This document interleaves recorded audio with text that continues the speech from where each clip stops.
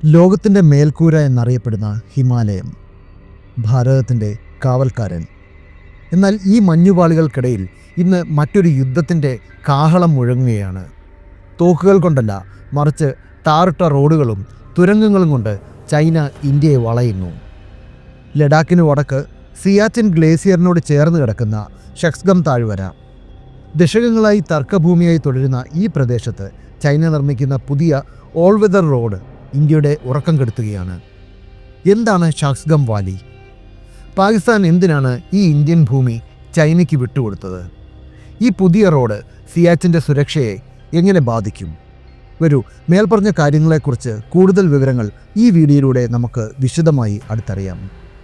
പശ്ചിമ Himalayan മേഖലയിൽ ഏതാണ്ട് 5180 ചതുരശ്ര കിലോമീറ്റർ വിസ്തൃതിയുള്ള ഒരു ഭൂപ്രദേശമാണ് ഷക്സ്ഗം വാലി.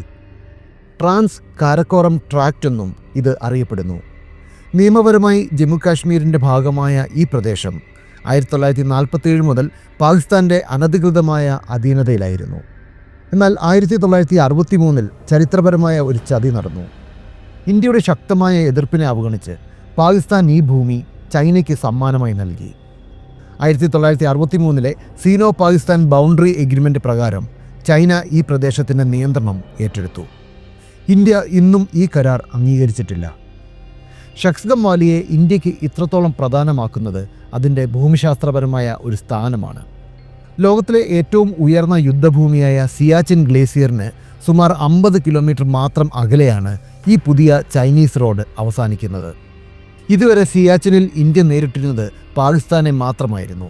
എന്നാൽ ഇപ്പോൾ വടക്ക് ഭാഗത്ത് നിന്ന് ചൈനയും ഇന്ത്യക്ക് ഒരു വലിയ ഭീഷണിയായി മാറുന്നു. സിയാച്ചിനിലെ ഇന്ത്യൻ പോസ്റ്റുകളിലേക്ക് അതിവേഗം സൈന്യത്തെ എത്തിക്കാൻ ചൈനയ്ക്ക് ഈ റോഡ് സഹായകരമാകും.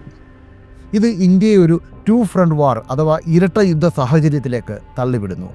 2024 തുടക്കം മുതൽ ഷക്സ്ഗം വാലിയിൽ ചൈനയുടെ പ്രവർത്തനങ്ങൾ അതിവേഗത്തിലാണ് നടക്കുന്നത്. ഇതിനോടകം തന്നെ ഏകദേശം 75 കിലോമീറ്റർ ദൈർഘ്യമുള്ള റോഡ് നിർമ്മാണം ഈ താഴ്വരയിൽ പൂർത്തിയായി കഴിഞ്ഞു. 10 മീറ്റർ വീതിയുള്ള ഈ റോഡിന് പുറമെ തുരങ്കങ്ങളും സിമൻറ്റ് പ്ലാന്റുകളും സൈനിക ബാരക്കുകളും ഇവിടെ ഉയർന്നു വരുന്നു. കാരക്കോറം മലനിരകളിലൂടെയുള്ള ഈ പാത ചൈനയുടെ ഷിൻജിയാങ് പ്രവിശ്യയെ പാക് അധിനിവേശ കാശ്മീരുമായി നേരിട്ട് ബന്ധിപ്പിക്കുന്നു. ഇത് കേവലം ഒരു റോഡല്ല, മറിച്ച് ഇന്ത്യയെ തളയ്ക്കാനുള്ള ഒരു ചൈനീസ് തന്ത്രമാണ്. ചൈനയുടെ വിഖ്യാതമായ ബെൽറ്റ് ആൻഡ് റോഡ് ഇനിഷ്യേറ്റീവിൻ്റെ ഭാഗമാണ് CPEC.